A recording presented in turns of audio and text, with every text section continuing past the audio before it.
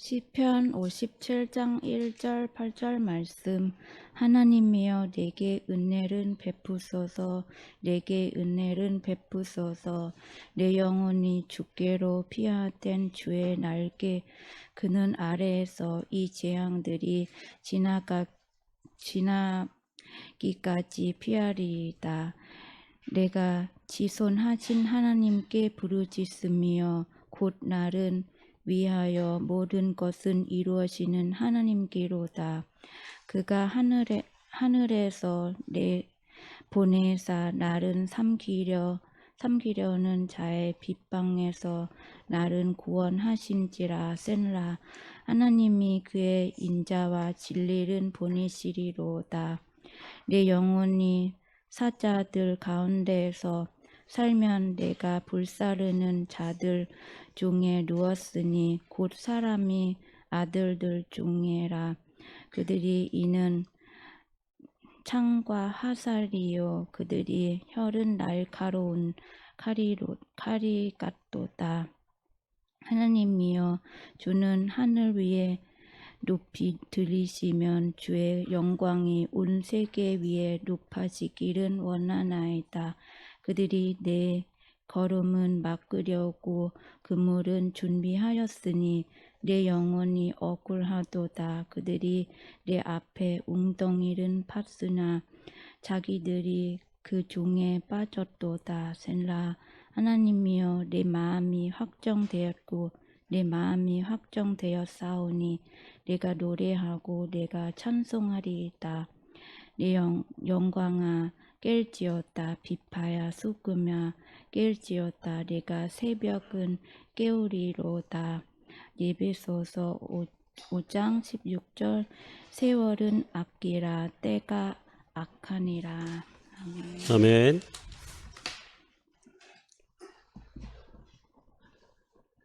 저는 한 해의 시작이 좀 좋습니다. 좀 설레기도 하고 그랬더니 어떤 나이 드신 분이 아직 젊으시네요. 그런 얘기를 하시더라고요. 운동하시는 분이 그 나이 드신 분들이 많은데 장로님들도 계시고 많이 그러시는데 저는 아직 좀 이렇게 연초가 되면 좀 설렙니다. 그랬더니 아직 우리 한 목사님 젊으시네 뭐 그러시더라고요. 그러면서 이제 본인 얘기하는데 우리는 그냥 살아.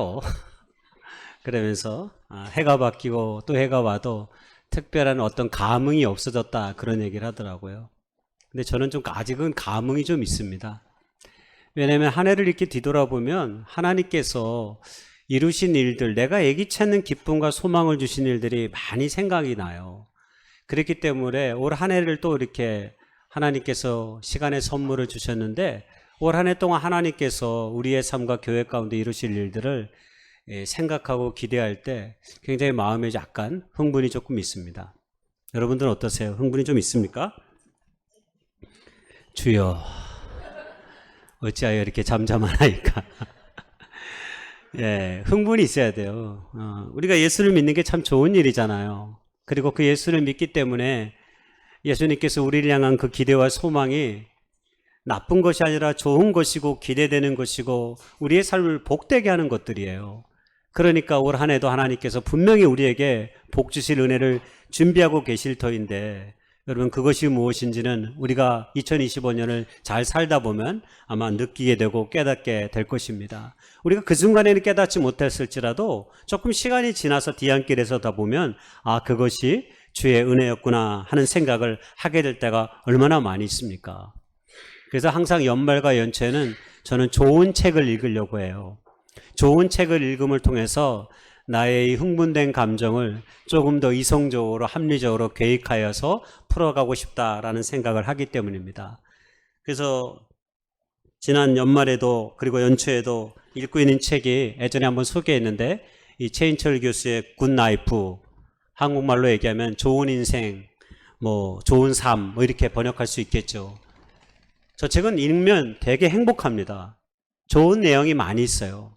우리가 연초가 되면 그래도 무엇인가 내 삶을 조금이나마 좀 나은 삶으로 좀 더 영적으로 거룩해지고 하나님의 뜻을 이루어가는 삶으로 발돋움하고 싶은 그런 열망이 우리 안에 생겨나잖아요. 그래서 저런 책들을 읽어보면 굉장히 도전이 됩니다. 신앙적인 책이 아닌데, 물론 저분이 크리스찬입니다. 서울대학교 심리학과 교수인데 크리스찬으로 행복이라는 주제를 가지고 유튜브에서 유명한 강사예요. 그래가지고 제가 유튜브로 저 최인철 교수의 강연을 딱 감동을 받아가지고 저 사람의 책을 저는 한 번 이렇게 좀 꽂히면 그 사람의 책을 열심히 사서 읽는 경향이 있어요. 프레임이라는 책으로 원래 유명했던 분인데 그 다음에 나온 책이 저 굿나이프인데 굉장히 좋은 이야기들이 많이 있습니다. 저 책의 챕터에 보면 품격 있는 삶 이런 챕터가 있어요. 품격 있는 삶. 여러분 품격 있는 삶 살고 싶죠? 반응이 이렇게 좀 시원찮아요. 네. 품격 있는 삶 살고 싶으시죠?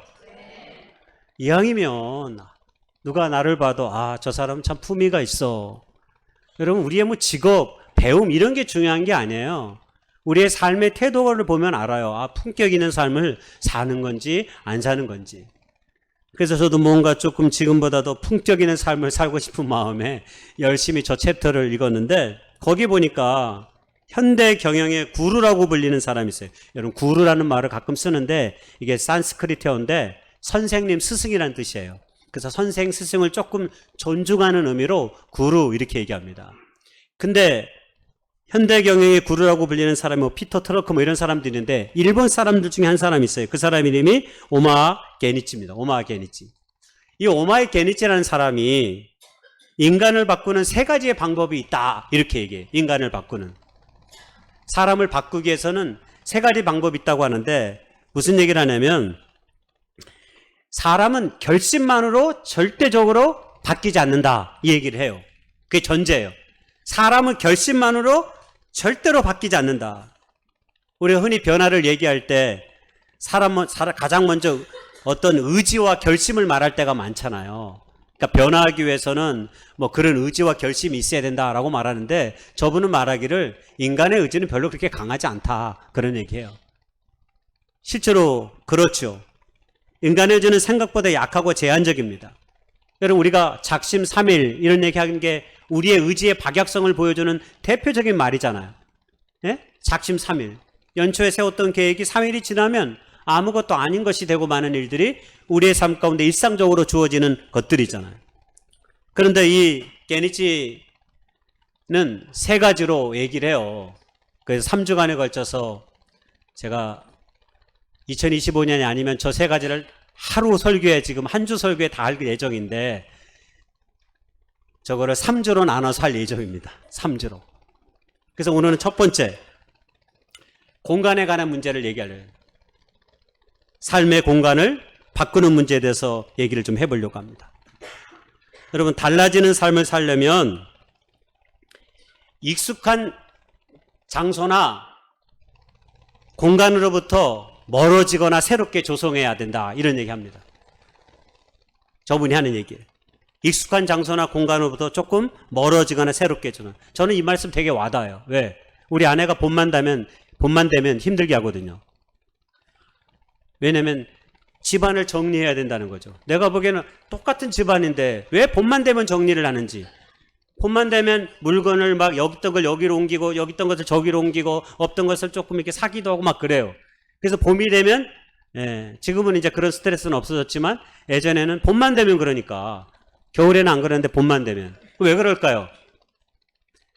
별것 아닌데 이 공간의 위치를 바꿈을 통해서 우리에게 신선함을 줘요. 새로움을 줘요. 진짜로. 여기 있던 것이 그동안 늘 있었던 것이 오른쪽으로 옮겼을 뿐인데 왠지 거실이 커진 것 같고 거실에 막 온기가 돌고 막 그런 느낌이 들어요. 그러니까 사람들이 봄만 되면 어때요?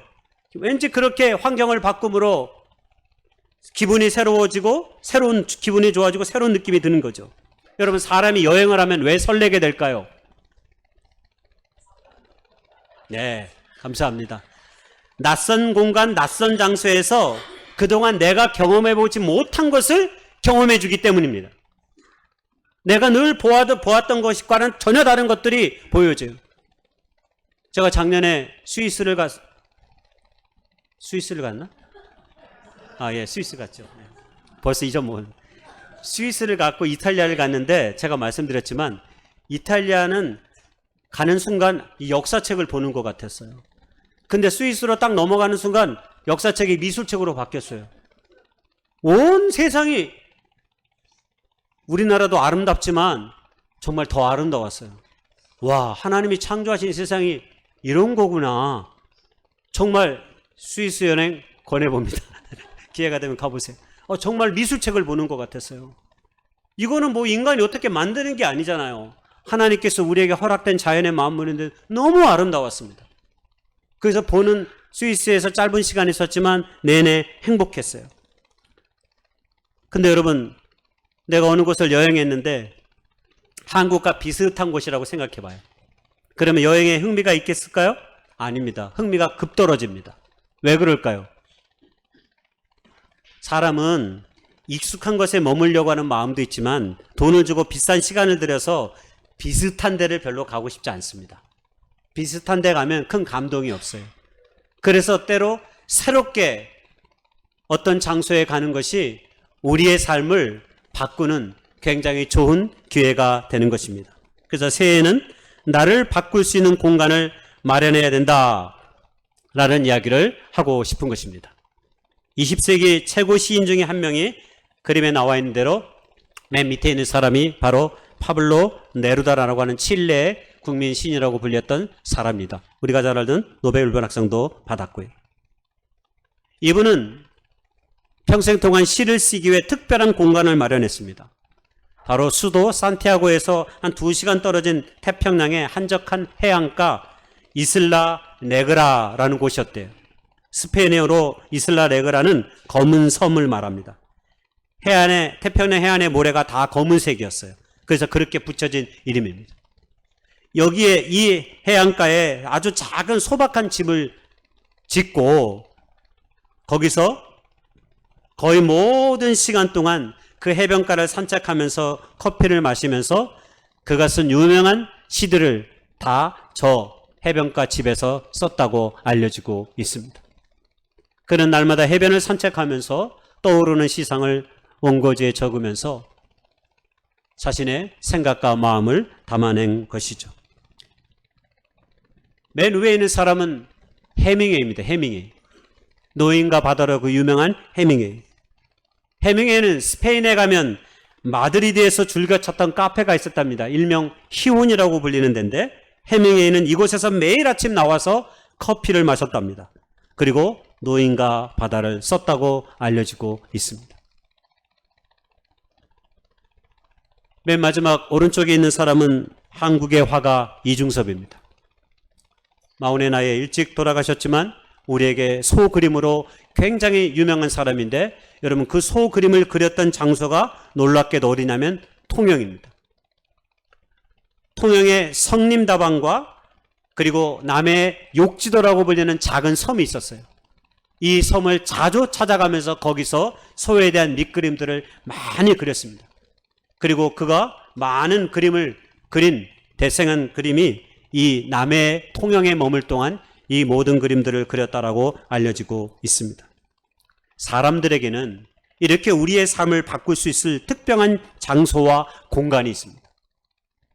이런 공간에 가면 우리의 삶이 무엇인가 새롭게 나아가는 그런 기회를 맞이하게 됩니다. 여러분 오늘 우리가 시편 57편을 읽었습니다. 여러분 이 시편 57편의 배경은 뭐냐면 요즘 시편의 맨 위에 표제가 다 있습니다. 다윗이 광야 아둘람 굴에서 쓴 시가 시편 57편입니다.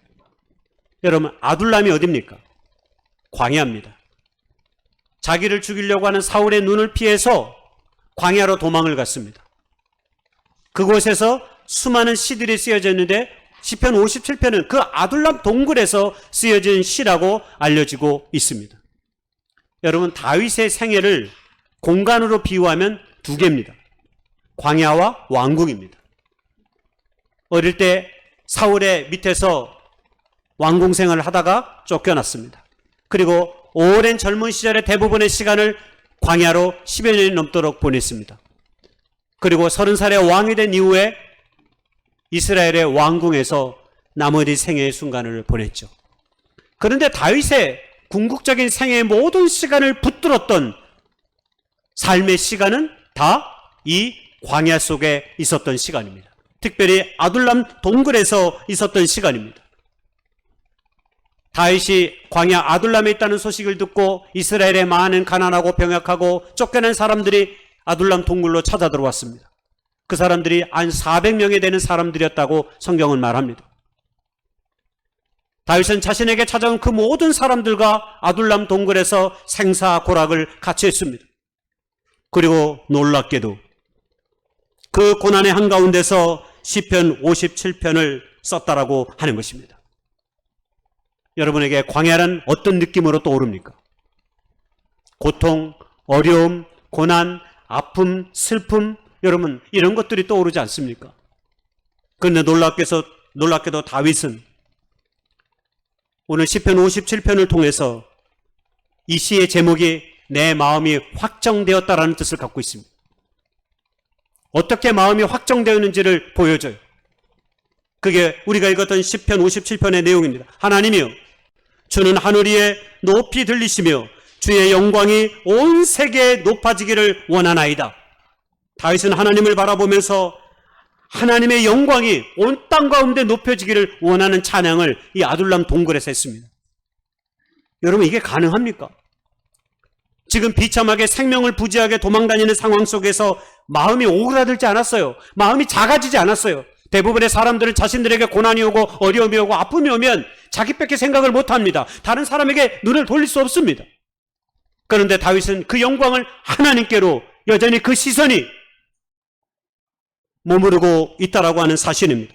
심지어는 자기의 안위보다 하나님의 영광을 더 원했습니다. 사람들은 다윗의 걸음을 방해하려고 그물을 예비하고 웅덩이를 팠지만 다윗은 여전히 하나님께서 이 모든 것에서 나를 건지시리고 내가 새벽을 깨우리로다 라고 말하면서 하나님의 영광을 찬미했다라고 하는 것입니다. 여러분 놀랍지 않습니까? 어떻게 고난의 한가운데 있는 그 속에서 하나님의 영광을 온 삶으로 고백하며 나아갑니까? 때로 어떤 장소는 그래서 우리의 삶을 새로운 시각으로 보게 하는 힘을 가지고 있는 것입니다. 나의 인간적인 생각을 거두고 하나님이 주신 마음으로 새롭게 일어서는 기회를 갖게 하는 거죠. 예를 들어서 대표적으로 오늘 우리가 머물고 있는 이 예배당이 그렇습니다. 여러분 이곳이 거룩한 공간이며 장소입니다. 왜 그렇습니까? 우리가 이곳에서 하나님께 기도하고 우리가 이곳에서 하나님께 예배하고 찬양하면서 우리의 삶의 주권자가 하나님이시다라는 사실을 고백하고 있기 때문입니다. 우리가 주의 영광의 이름을 선포하는 그곳이 하나님의 거룩한 공간과 장소가 될 수 있는 것입니다. 다윗에게 아둘람이 그의 인생의 꿈을 키우고 하나님의 비전을 발견하고 그의 믿음을 세워갔던 축복의 장소가 되었습니다. 세상의 사람들에겐 그것이 고난과 슬픔과 예통의 장소이지만 하나님을 그 신비에 새기고 주님의 이름을 고백하는 그에게는 그것이 하나님 앞에 영광의 축복된 거룩한 장소가 되어졌다라고 하는 것입니다. 오늘 우리에게도 이 주님의 몸된 교회의 예배당이 그런 축복의 거룩한 장소가 될 수 있기를 주님의 이름으로 간절히 소망합니다. 근데 우리 교회 새벽 예배당은 좀 춥습니다. 새벽에 오면 되게 추워요. 그래서 정신이 번쩍 듭니다. 우리가 살고 있는 집은 따스한 온기와 평안함이 있습니다. 그러나 때로 우리가 머무는 이 예배당은 조금 불편합니다. 물 먹으려면 저 카페까지 내려가야 합니다. 화장실을 가려고 해도 또 계단으로 내려가야 하는 것이죠. 이 모양 저 모양으로 때로 가끔씩 전기가 꺼지기도 합니다. 불편한 게 많습니다. 그런데 한번 기억해 보십시오. 우리의 삶의 변화는 대부분 편안한 데서 오지 않았다라는 사실입니다. 우리의 지나간 삶을 한번 돌이켜 생각해 보세요. 내 인생에 많은 의미와 깨달음을 준 대부분의 시간들은요, 내가 어려움을 겪었을 때입니다. 내가 잘 살 때가 아니라 내가 힘들게 그 시간을 지나가고 있을 때 하나님께서 우리에게 주시는 그 깨달음과 의미들이 굉장히 많습니다. 우리가 그 시간을 세상 가운데 자기 자신을 던지지 아니하고 여전히 하나님의 거룩한 손을 붙잡았기에 우리가 지금 이 자리에 있는 것입니다.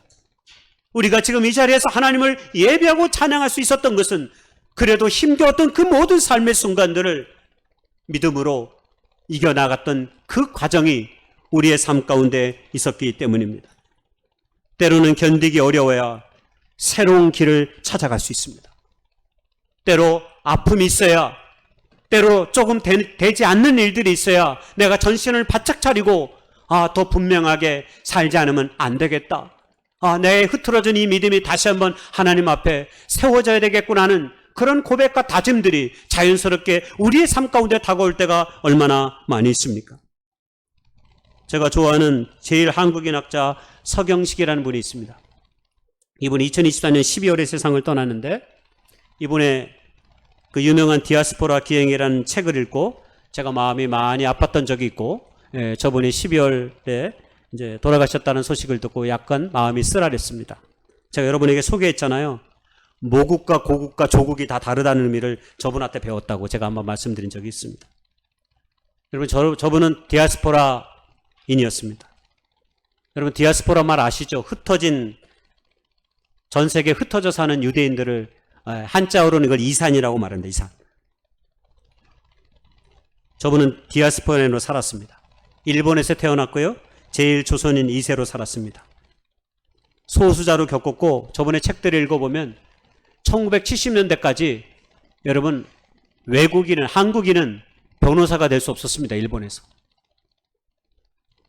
한국인 한 사람이 법정투쟁 끝에 재판에서 이겨가지고 1974년 이후로 한국인이 일본에서 변호사 생활을 할 수 있었어요. 여러분, 그런 일들이 비일비재하게 많습니다. 소수자들이 일본의 어떤 고위 공직자나 어떤 전문적인 일들에 들어갈 수가 없어요. 그 정도로 어려움을 많이 겪었는데, 저번에 책들을 통해서 특별히 제일 한국인들, 제일 조선인들에 대해서 많은 아픔들을 절절하게 저번에 책을 읽으면서 느꼈던 기억이 있습니다. 그러면서 저분이 책에서 말하기를, 빨간색으로 된 책이 최근에 나온 책인데, 자기가 너무 힘들게 소수자로 살았기 때문에 소수자들의 아픔을 가장 잘 압니다. 그래서 늘 소수자들의 편에 서서 소수자들의 입장을 대변하려고 하죠. 그러면서 말하기를, 내가 이렇게 낯선 이방인으로 살아야 했기 때문에 어쩌면 나의 생각이 더 깊어졌고 나의 사상의 깊은 물줄기들을 아마 이 고난 속에서 건져 올린 것이 아닌가 싶습니다. 저분은 도쿄대 경제학 교수로서 결국 마감했는데, 자신의 모든 삶을 지탱해줬던 것은 결국 디아스포라 조선인으로, 디아스포라 한국인으로 일본에서 살았던 그 모든 삶의 시간들이었다라고 고백합니다. 편안한 자리가 아닌 힘들고 약간은 고통스럽게 느껴지는 자리에 우리 자신을 때로 둘 필요가 있습니다.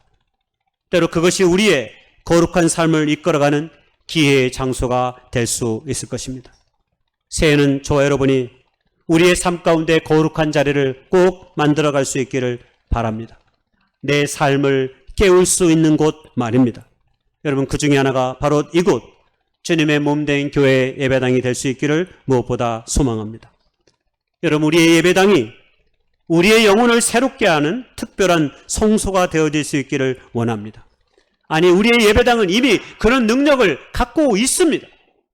왜냐하면 거룩한 주의 백성들의 영혼의 산파 역할을 하는 공간이 바로 예배당이기 때문입니다.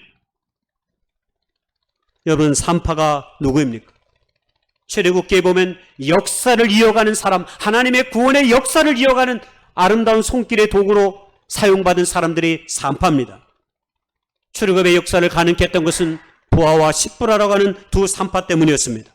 그 그늘 아래 모세가 태어났고 이스라엘은 해방의 민족이 되었습니다.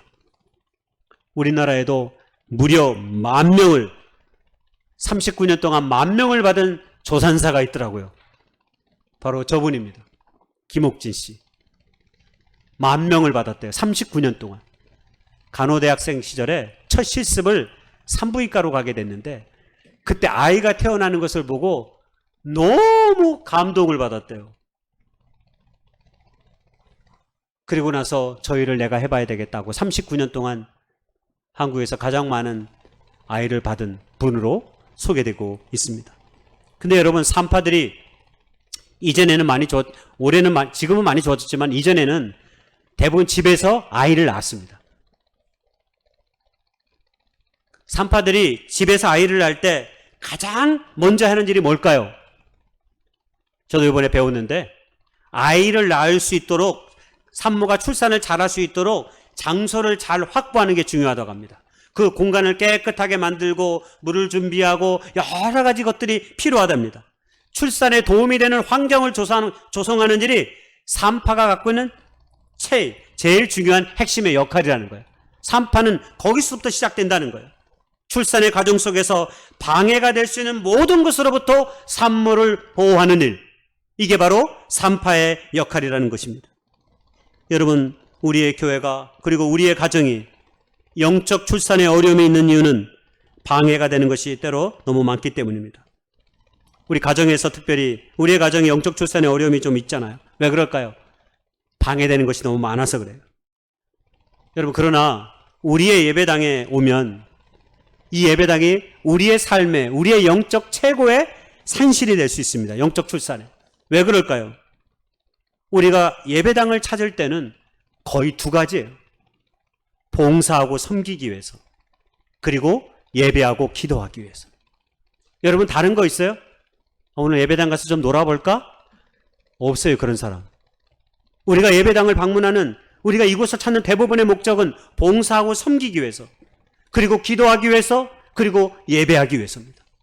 이미 우리 안에 거룩한 가난한 마음이 이미 예배당을 찾을 때 준비되어 있는 것입니다. 그것이 우리가 예배당을 먼저 찾아야 되는, 그리고 우리의 삶 가운데 하나님과의 영적인 고통을 깊게 갖기 위해서 필요한 우리의 액션의 첫 번째가 있다면 바로 그것입니다. 우리는 늘 그 마음으로 예배당을 찾기 때문입니다. 약간 추운 것도 우리에게 도움이 됩니다. 너무 따스하면 졸리지만 우리 교회 와서는 결코 졸릴 일이 별로 없습니다. 혼자 있는데 저거 켜고 하진 않잖아요. 저도 혼자 있을 때는 저거 절대 안 켜거든요. 그냥 벌벌 떨면서 담요 덮고 하지.